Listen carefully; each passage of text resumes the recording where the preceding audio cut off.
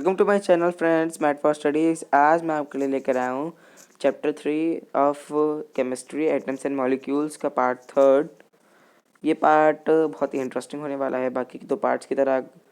और if you want the two parts तो मैं आपको डिस्क्रिप्शन बॉक्स में दोनों पार्ट डाल दूँगा।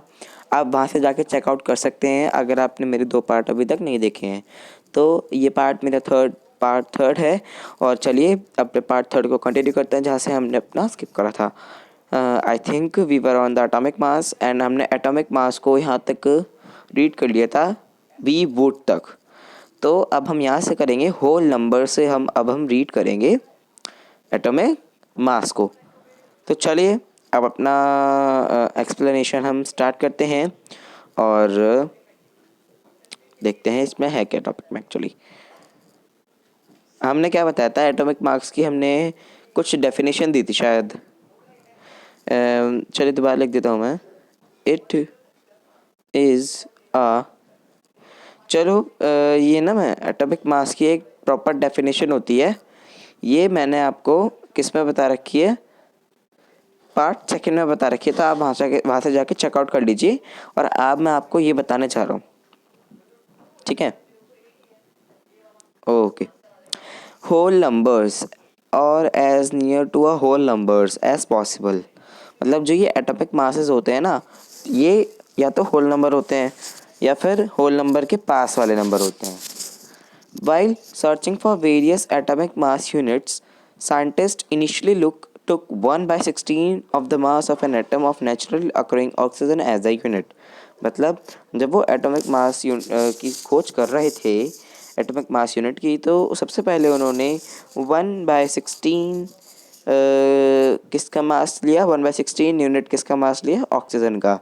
1/16 मास ऑफ ऑक्सीजन, ऑक्सीजन का उन्होंने 1/16 मास को कंसिडर किया। वो उनकी एक यूनिट बन गई थी जिससे उन्होंने सारे वो निकालना चाह रहे थे पहले, मतलब। और उन्होंने उसको कंसिडर ऐसे ही किया था। चलिए देखते हैं फिर आगे क्या लिखा हुआ है इसमें। इसमें आगे लिखा हुआ है कि this was considered relevant due to the two reason. जो ये हमारा ऑक्सीजन का यूनिट लिया गया था वो दो रीज़न से लिया गया था। पहला रीज़न तो oxygen reacted with large number of elements and formed compounds. मतलब जो हमारा ऑक्सीजन एटम है, एलिमेंट है, वो बहुत सारे एलिमेंट्स के साथ रिएक्ट करता है और कंपाउंड बनाता है ना। This atomic mass unit gave masses of most of the elements as whole numbers. मतलब जो ये हमारी एटॉमिक मास है ना, तो ये हमारी एटॉमिक मास यूनिट है, ये बहुत सारे एलिमेंट्स के होल नंबर्स में हमें मास बता देती है। However in 1961 for universally accepted atomic mass unit carbon 12 isotope. What is this? However, in 1961 for a universally, ये मैं हाईलाइट कर देता हूँ जो जो आपको अंडरलाइन करना है। However मत कीजिएगा, वो इतना ज़रूरी नहीं है। आपको ये अपने पढ़ने हैं, मतलब आपको रीड करने हैं दोबारा से, ठीक है ना। यहाँ से In 1961 for a universally accepted atomic mass unit, carbon 12 isotope was chosen as the standard reference for measuring atomic masses। तो ये आपको रीड करने हैं खुद ही, ये बहुत ज़रूरी था जो मैंने हाईलाइट करा। आप भी अपने बुक में इसको स्टॉप करके एक बार हाईलाइट कर सकते हैं। One atomic mass unit is a mass unit equal to exactly 1/12 mass of the one atom of carbon 12। मतलब जो एक वन यूनिट थी ना, वन यूनिट किसके बराबर थी, 1/12 मास ऑफ कार्बन 12 आइसोटोप।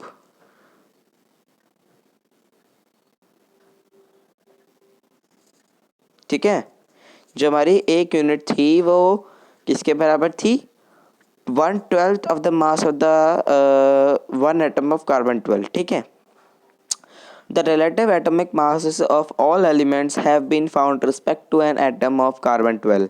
जितने भी एटॉमिक मास फाउंड किए गए वो किसके रिस्पेक्ट में किए गए? इस एटम के रिस्पेक्ट में, कार्बन 12 के, इसके इस एटम के रिस्पेक्ट में सारे एटॉमिक मासेस चूज किए गए. Imagine a fruit seller is selling a fruits without any standard weight with him. Imagine कीजिए, इन्होंने एक एग्जांपल ले रखा है कि इमेजिन कीजिए एक फ्रूट सेलर है जो कि अपने फ्रूट्स बेच रहा है किसी बिना किसी एक स्टैंडर्ड वेट के. He takes a watermelon and says this has a mass equal to 12 units, 12 watermelon units और 12 फ्रूट मास यूनिट. मतलब वो बोल रहा है, बेच रहा है और बोल रहा है कि जो ये इसका मास है वो किसके इक्वल है? 12 यूनिट्स के इक्वल है. वाटरमेलन की यूनिट 12 पीसेस करें, उनके 12 पीसेस के इक्वल इसका मास है. He makes 12 equal pieces of watermelon and find the mass of the each fruit he is selling. मतलब उसने 12 पीसेस कर लिए वाटरमेलन के और हर एक का मास फाइंड कर लिया. He makes finds the mass of the each fruit he is selling relative to the mass of one piece of the watermelon. Now he sells his fruits by relative fruit mass. मतलब वो अपने जो fruits बेच रहा है वो किससे बेच रहा है? रिलेटिव फ्रूट मास से. ठीक है, जो उसने फाइंड करा था, FMU. इसे कुछ लर्न करने की जरूरत नहीं है. Similarly the relative atomic mass of an atom of an element is defined as the average mass of the atom as compared to 1 by 12th the mass of one carbon 12 atom. मतलब जितने भी atom elements के हम mass calculate करते हैं वो किसके respect में करते हैं? 1 by 12th mass of the carbon 12 atom. ठीक है, अब जो ये टेबल 3.2 है, आप इसे ये बहुत इम्पोर्टेंट है तो आप इसे एक बार देख लीजिएगा. ठीक है ना, इसमें सभी चीज़ थोड़े बहुत एलिमेंट्स के नाम और उनके एटॉमिक मास दिए हुए हैं. वैसे तो आपको एक 4.1 एक टेबल है 4th चैप्टर में, इसी के 4th चैप्टर में, उसमें नाम भी दे देंगे फर्स्ट 20 एलिमेंट्स के. उसमें 20 नहीं है, एग्जैक्टली 18th है ना, तो उनके नाम भी हैं. एटॉमिक मास मतलब उसमें सब चीज़ है जो आपको जाननी ज़रूरी है. ठीक है, हाउ डू एटम्स एग्जिस्ट. अब एटम्स एग्जिस्ट कैसे करते हैं? Atoms of the most elements are not able to exist independently. बहुत सारे एलिमेंट्स के एटम्स ऐसे होते हैं जो इंडिपेंडेंटली एग्जिस्ट नहीं कर सकते. Atoms form molecules and ions. Atoms molecules और आयंस बनाते हैं. दीज मॉलिक्यूल्स और ions aggregate in large number two form the matter. मतलब जो ये मॉलिक्यूल्स हैं और आयंस हैं ये बहुत ज़्यादा नंबर में एक मतलब तरीके से एक वो हो जाते हैं, वो हो जाते हैं, मिक्स हो जाते हैं, जुड़ जाते हैं, जॉइंट हो जाते हैं, जिससे मैटर बना सकें. That we can see, feel, touch, जिससे हम देख भी सकते हैं, फील भी कर सकते हैं और छू भी सकते हैं. अब एक क्वेश्चन आता है, what is a molecule? What is a molecule? अब एक जो प्रॉपर डेफिनेशन है वो तो ये यहाँ पे है. A molecule can be defined as the smallest particle of an element or a compound that is capable of independent existence of the operator of the element substance. Sorry, तो आप यहाँ से यहाँ तक एक बार मार्क कर लीजिए 1 2 3. अब मैंने हटा दिया, अब मैं आपको समझाता हूँ इसमें है क्या. A molecule is in general group of 2 और मोर एटम्स. एक मॉलिक्यूल जो होता है वो एक जनरल ग्रुप होता है 2 या 2 से ज़्यादा एटम्स का, that are chemically bonded together, जो कि केमिकली एक साथ जुड़े हुए होते हैं. That is tightly held together by attractive forces. मतलब वो एक साथ पैक होते हैं किससे? अट्रैक्टिव फोर्स से, फोर्स की वजह से. A molecule can be defined as the smallest particle of an element or a compound that is capable of an independent existence and shows all the properties of that substance. मतलब एक molecule कैसे क्या होता है? एक molecule वो छोटा particle होता है एलिमेंट का और कंपाउंड का जो कि इंडिपेंडेंट एग्जिस्ट कर सकता है और एक सब्सटेंस की सारी प्रॉपर्टीज़ को शो करता है. Atoms of the same elements और of different elements can join together to form molecules. मतलब सेम एलिमेंट्स के एटम्स और डिफरेंट एलिमेंट्स के एटम साथ में मिलके मॉलिक्यूल्स बनाते हैं. ठीक है, मॉलिक्यूल्स ऑफ एलिमेंट्स. अब दो तरह के मॉलिक्यूल्स होते हैं, एक होते हैं मॉलिक्यूल्स ऑफ एलिमेंट्स और एक होते हैं मॉलिक्यूल्स ऑफ कंपाउंड्स. तो ये मॉलिक्यूल्स ऑफ एलिमेंट्स है. The molecules of an element are constituted by the same type of atom molecule of many elements such as argon, helium, etc. are made up of only one atom of that element. मतलब ये जो molecules of element हैं, ये क्या होता है कि molecules of element जो होते हैं वो molecules होते हैं जो कि एक ही तरीके के एलिमेंट से बने हुए होते हैं, एक ही तरीके के एलिमेंट से बने हुए होते हैं। जैसे आर्गन है, वो भी एक तरीके आर्गन से बना हुआ है। हीलियम भी एक तरीके हीलियम से बना हुआ है। तो और उनमें एक ही एटम होता है उस एलिमेंट का। But this is not the case with most of the non metals. For example, molecule of oxygen consist of 2 atoms of oxygen and hence it is known as diatomic molecule. लेकिन ऐसा ज़रूरी नहीं है कि सभी elements के case में हो। जैसे कि एक हमारा नॉन मेटल है, जैसे कि मॉलिक्यूल ऑफ ऑक्सीजन है हमारा नॉन मेटल, उसकी जो एग्जिस्टेंस होती है वो ओ की फॉर्म में नहीं होती, वो O2 के फॉर्म में होती है। बट वो होता तो ऑक्सीजन मॉलिक्यूल ऑफ एलिमेंट ही है ना, उसमें है तो सेम टाइप के एलिमेंट्स, चाहे उसमें एक नहीं हो दो हो, बट है तो ऑक्सीजन के ना। ऐसा तो नहीं है कि कोई और गैस के या कोई और मेटल के एलिमेंट है तो ऑक्सीजन की। तो इसलिए ये सब मॉलिक्यूल्स ऑफ एलिमेंट्स में आते हैं। और इसी ऐसे मॉलिक्यूल्स को हम कहते हैं डायटोमिक मॉलिक्यूल। डायटोमिक मॉलिक्यूल जिसके एग्जांपल O2 है, O2 है ना, N2, ये सब डायटोमिक मॉलिक्यूल हैं एलिमेंट्स के। ये बात ध्यान रखिएगा, एलिमेंट्स के।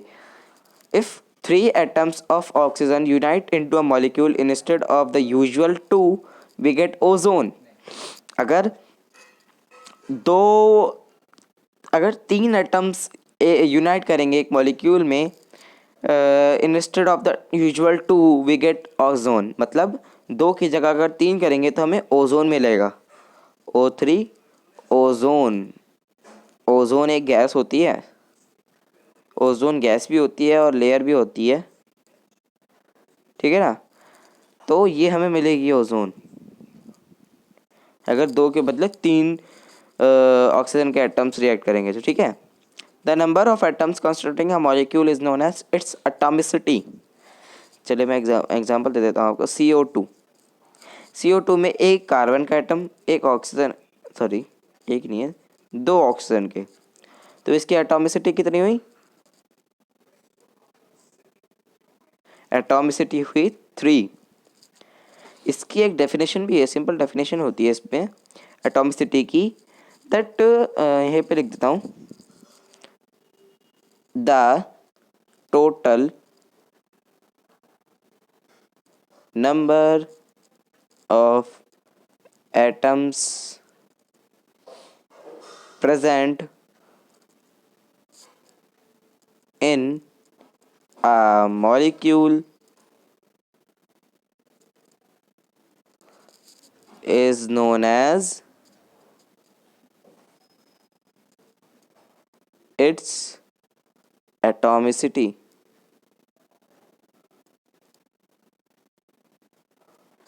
Is it clear? आप ये डेफिनेशन नोट डाउन कर लीजिए। 1 2 3। चलिए, metal and some other elements such as carbon do not have a simple structure but consist of a very large and indefinite number of atoms bonded together. metals जैसे कि बहुत सारे elements होते हैं,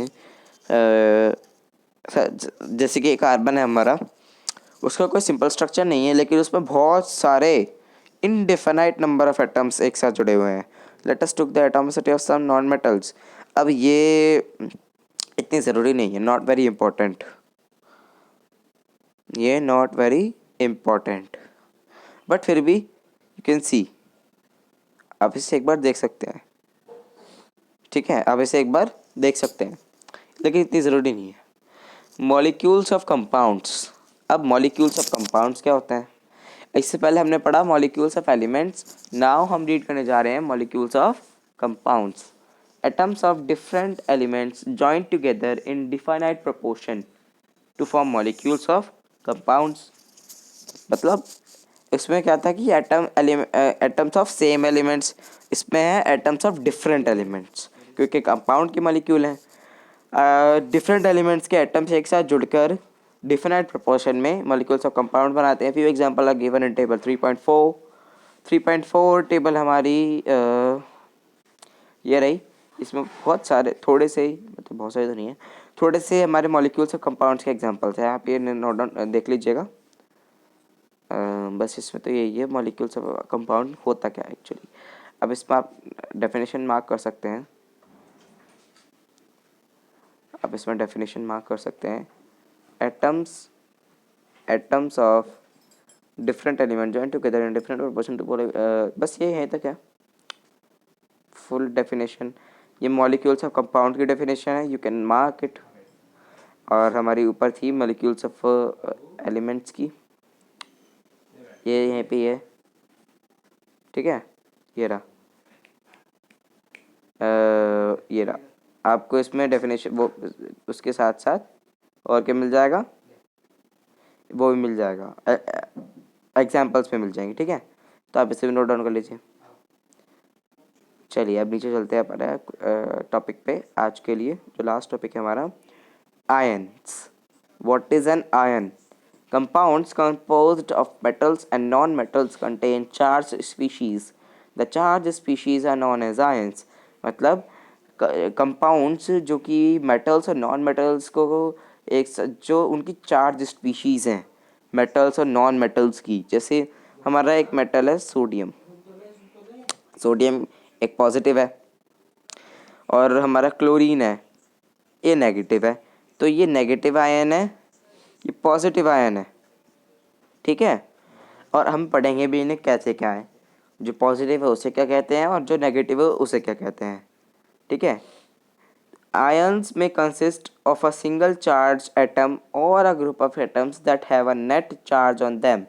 N ion can be negatively or positively charge. मतलब जो ions होते हैं उसमें सिंगल चार्ज एटम होता है, और मतलब उसमें या तो एक एटम होगा और या फिर बहुत सारे एटम होंगे, उनका ग्रुप होगा, है ना। और उनके पास अपना नेट चार्ज होता है। और जो ये आयन्स है ये नेगेटिवली हो सकते हैं, पॉजिटिव भी हो सकते हैं। और जो ये है a negatively charge ion is called an anion and the positively charged ion are cation. तो आप इसे नोट डाउन कर लीजिए। Negatively charge ion is called anion and the negatively positively charged ion a cation। ये दोनों अलग अलग definitions हैं, आप इन्हें नोट डाउन कर लीजिए। 1 2 3। Take for example sodium chloride. अब एक एग्जांपल है सोडियम क्लोराइड। अब ये आयन नहीं है, ये आयन नहीं है। क्यों? ये कंपाउंड है।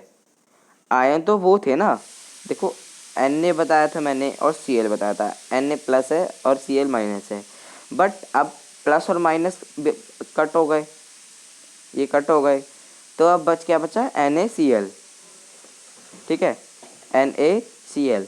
तो अब हमारा NaCl बच गया, तो ये हमारा एक कंपाउंड बनेगा, ना कि हमारा एक आयन,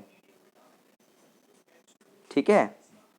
आयन भी बोल सकते हैं इसको, बट ये न्यूट्रल आयन है, इसमें कोई अपना चार्ज नहीं है, क्योंकि एक चार्ज तो था इसमें पॉजिटिव, एक था नेगेटिव, एक था पॉजिटिव एक था नेगेटिव, इजंट इट? मुझे बताओ, एक था ये तो पॉजिटिव था, ये नेगेटिव था, तो ये दोनों कट हो गए, तो ये एक हमारा न्यूट्रल आयन बन चुका है।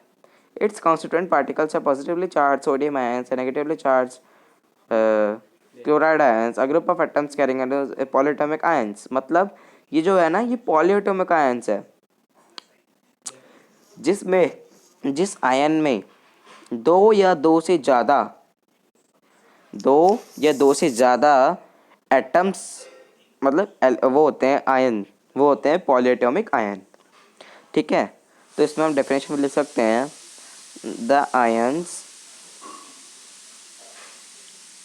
Which contain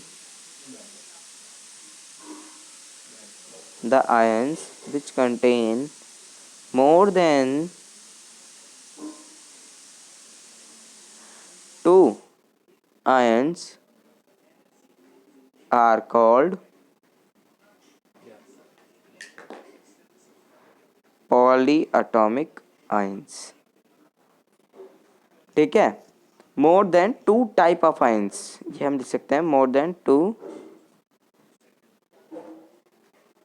then two type of ions are called polyatomic ions. Is that clear or not? चलिए आप इसे नोट डाउन कर लीजिए. चलिए तो अब तो ये केमिकल फॉर्मूले आ गए. अब थोड़े से आयंस यहाँ पर हैं जो कि आपको लर्न करने ज़रूरी है. यहाँ पे आप इस टेबल को एक बार देख लीजिए क्योंकि ये बहुत इंपॉर्टेंट टेबल है. इसमें वैसे इतना कुछ ज़रूरी है नहीं, इसमें बस ये आयनिक कंपाउंड है और इसमें बोल रहा है कि कौन कौन से एलिमेंट्स हैं. इतना इम्पोर्टेंट नहीं है, नॉट वेरी इम्पोर्टेंट, क्योंकि इसमें से इतना कुछ आता नहीं है. ठीक है ना. तो आप इसे एक बार देख लीजिएगा, आप इसे देख लीजिएगा एक बार. ठीक है ना. तो चलिए अब मैं अपना इस सेशन को, आज के सेशन को मैं यही कंप्लीट करने जा रहा हूँ. I hope you all like my explanation that what I have learned to you today. So that's all for today video.